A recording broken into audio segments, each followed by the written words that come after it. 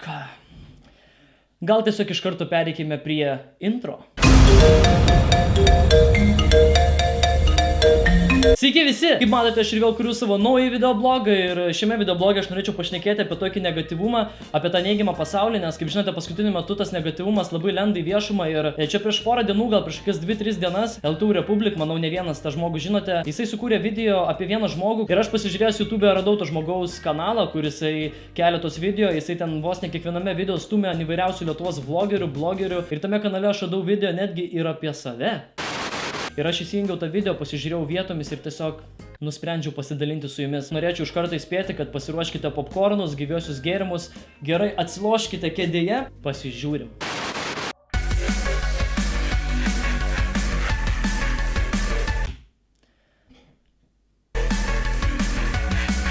Kol kas intro mane labai intriguoja. Populiariausias YouTuberis Lietuvoje, bet ar jis to vertas? Štai kur klausimas. Tokių vlogerių kaip jis yra labai daug. Aš kalbu apie tuos, kurie kūrė lygiai tokį patį kontentą. Tai čia kaip tik labai gerai, kad daugia žmonių, kurie kūrė video vlogus, nes ir taip YouTube'ės bendruomenė yra labai maža ir kuo daugiau žmonių, tuo geriau. Tokie vlogeriai paprastai surenka iki 10 000 prenumeratorių. Kaip jis surinko 200 štukų? Aš nežinau. Aš ir pats nežinau. Galėčiau tik 2 dalykus pasakyti, kad YouTube jau esu beveik 6 metus, gal dėl to ir susirinko tiek daug žmonių. Ir antras dalykas, ką pastebėjau, kad žmogus kalba apie skaičius, kurie šiaip visiškai neturi reikšmės. Nes nesvarbu, žmogus turi ar 10, ar 50, ar 100 tūkstančių prenumeratorių, jie vis tiek kūrė, jie stengiasi, jiems tai patinka daryti, viską skaičiais matuot būtų tiesiog beviltiška, nes yra tikrai labai fainų kūrėjų, kaip Adrianas, Timo Media, Vaidotas, kuris YouTube jau nebekelia, bet jisai kelia į kitas platformas, LTU Republic, Misteris Begėdis ir dar daug kitų YouTube'ės kanalų. Visus tuos YouTube kanalus paliksiu aprašymuose, todėl kas norėsite, galėsite nueiti, atrasti galbūt savo naujų įdomių žmonių. Dabar jis yra populiaresnis net už Kučinską. Eikit. Sakau, nelyskit prie manęs.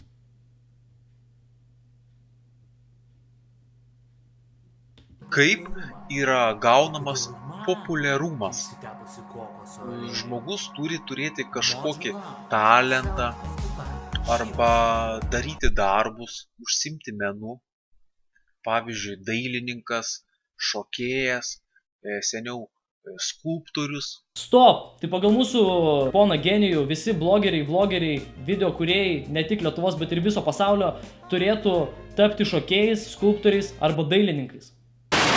O ką daro Edvinas? Aš kuriu video. Jis minko šūdą. O Dieve, kaip šalta pasidarė.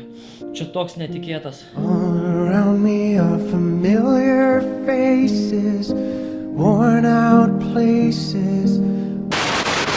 Jis nieko nedaro, nieko nesugeba. Pažiūrėkime į jo vaizdo įrašus. Stop, jūs pastebėjote, kaip jo balsas pasikeitė, kai pradėjo kalbėti apie mano vaizdo įrašus ir tai, ką aš darau.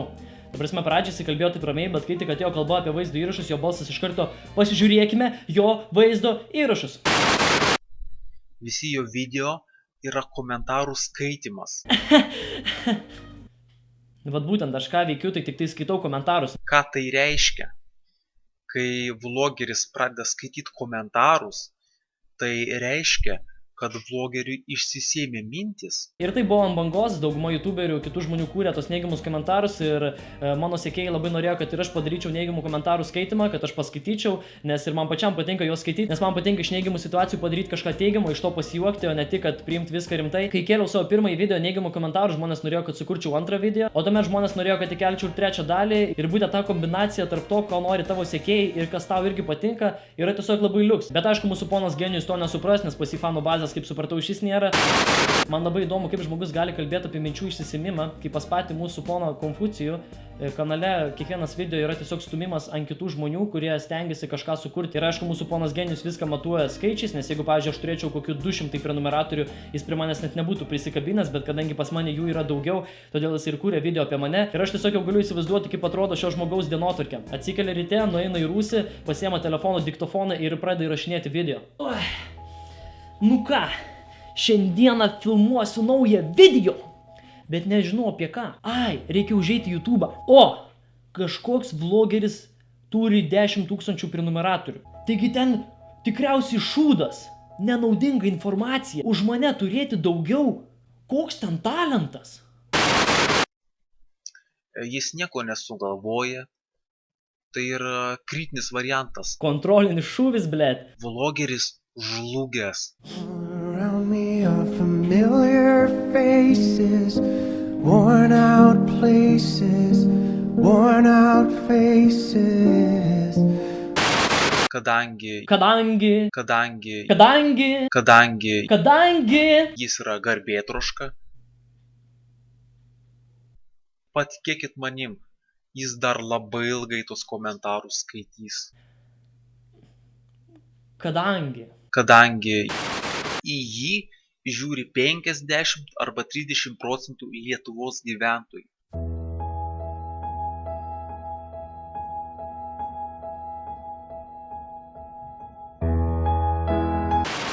Aš suprantu, pažiūrėjai vieną kartą, betgi žmonės pastoviai jį žiūri. Visų pirma, tai žmogus šneka, kad aš kuriu šūdą, į mane nėra ko žiūrėti, bet juk pažiūrėti vieną kartą tai nieko tokio, bet jau antrą kartą. Ne, aš tik vieną kartą pasižiūrėsiu. Antrą kartą, kai žiūri, labai lievas video pasidaro toks šūdas. Laukia jo video. O aš vis galvojau, kam skirtas tas subscribe mygtukas. O man pasakykit, į ką ten žiūrėti. Filmuoja kambarį. Kartais skatina, kad susilauktų laikų iš mergaičių. Kaip jisai sužinojo mano paslaptį, kad aš rodau katiną tik dėl laikų. Aš rodau kambarį dėl laikų. Net ir šita kėdė yra dėl laikų. Šneka apie nieką arba nieką. Vat kaip aš ir minėjau prieš tai, šio video problema yra, kad žmogus sako, kad tu esi šūdas, nes esi šūdas ir visiškai jokių argumentų. Jokios kritikos, normalios kritikos, iš kurios galima būtų kažką pakeisti, galbūt pasimokyti. Bet žmogus tiesiog pila vandenį į kiaurą kibirą ir būtent taip ir yra užburtos šio žmogaus mintis. Tu esi šūdas, nes tu esi šūdas. Dar rodė, kaip bando cinamoną įtraukti. Nu kažkoks protinis invalidas. Žodis vlogas susideda iš dviejų žodžių. Video, log. Ką reiškia log?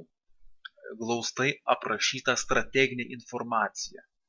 Užrašyta ant popieriaus arba elektroniniu būdu. Kad ir kaip nenorėčiau pertraukti mūsų nuostabiosios pono genijaus kalbos, tačiau norėčiau šiek tiek pakoreguoti, tai kad vlogas susideda ne iš video ir logas, bet vlogas susideda iš video ir blogas. Pavyzdžiui, viduramžiais karo metu buvo žvalgai. Jie rinkdavo informaciją, kokios pilies koordinatės ar kareivių judėjimo kryptis. Šiuo metu, tai yra šiandien. Pavyzdžiui, Edvinas kala šuniui būdą. Edvinas kala šuniui būdą. Perėjom nuo vlogo prie viduramžių ir dabar, kad aš kalu būdą. Perfekto. Ir tu žymiesi kiekvienos dienos darbą, ką padarei. Kiek vinių sunaudojai, kiek lentų liko. Rodai bendrą būdos vaizdą, tai yra progresas. O Edvino vloguose aš nerandu jokios informacijos. Aš nesu... Blemba, ta prasme, čia buvo pavyzdys apie ką? Kad tu kali būdą, tu kali vinis, pas tai vyksta progresas, o jisai sako, kad pas mane video nėra informacijos. Wow! Ai ne, jis ne vlogeris, jis blogeris. Žmogus tiesiog ką tik tą patį pasakė, bet ko jis taip nustebęs, aš nesuprantu. Kas tada yra blogas? Tai tikriausiai viduramžių aprašyta informacija. Ne portalo, bet vartotojo sukurtas straipsnis. O ką jame rašyti? Ką jame galime rasti? Pavyzdžiui, kaip paruošti dviratį vasaros sezonui. Bet jis to nedaro. O nahui. Tai tie jo vadinamieji blogai yra mėšlas. Pirmas dalykas, tai blogai, video blogai yra skirstomi į labai daug grupių. Viena iš jų yra moksliniai, kur, pavyzdžiui, žmonės surinka tam tikrą informaciją ir jie pateikia skaitytojams ir tie skaitytojai skaito, domisi ir atranda kažką naujo. Kita grupė yra, pavyzdžiui, kai žmogus nuvažiuoja į kitą šalį ir ten dalinasi savo patirtimi rašydamas blogą arba nufilmuodamas video, jisai parodo visiems, koks ten yra gyvenimas, kaip jam buvo fain ir panašiai. Ir dar viena grupė yra tai dienoraštis. Jisai tiesiog parašo arba nufilmuoja, ką nuveikė tą dieną, arba tiesiog pašneka tam tikrą temą. Tai iš dalies yra labai liūdna matyti bei girdėti, nes nebūtinai reikia, kaip mūsų ponas sakė, kad reikia turėti kažkokį talentą, kad žmogus taptų populiarus, bet čia populiarumas dabar visiškai nėra ta esmė, nes žmogus ar su 10, ar su 5 tūkstančiais, ar su 100 tūkstančių prenumeratorių, jisai vis tiek turi vieną viziją, jam patinka tai daryti, nes yra daug žmonių, kurie susikoncentruoja ir į visuomeninę rinką, kurie nori kažką pateikti, arba ten parodyti visai visuomeniai kažkokį savo filmuką. Aš to visiškai nenoriu, aš noriu tiesiog kurti savo auditorijai, kurią aš turiu, ateis ten žmogus, pasižiūrės mano video, sakys, ai šūdas išjungia, gerai, jisai nepasubscribina, bet ateis kitas, kuris prenumeruos ir jam tiesiog patiks. Aš niekada nelysiu į kitų ekranus ar kažką ten per prievartą stengsiuos kažkam įtikti. Aš tiesiog esu, aš neturiu jokios komandos, viską darau vienas, pats savo, nes man tai patinka. Visas šitas video, kuris yra apie mane, manau, labai tiktų ir jam, nes talentas stumt ant kitų, tai nėra talentas, o ir savęs atradimas šį irgi nėra. Aišku, dabar aš suprantu, kad ponas genijus pažiūrėjęs šitą video, jisai labai supyks, jam tiesiog širdį bus toksai nemalonus jausmas, nes taigi apie jį kažkas sukūrė video, kaip taip gali būti. Jisai sukurs dar vieną video apie mane, aš tikrai tikiu, ir vėl nueis į savo rūsį, užsidarys, ten pradės filmuoti su diktofonu kaip koks idiotas, bet tokiam žmogui aš galėčiau pasakyti tik tais vieną dalyką. Nemyšk prieš vėją, gurkšnį gausi.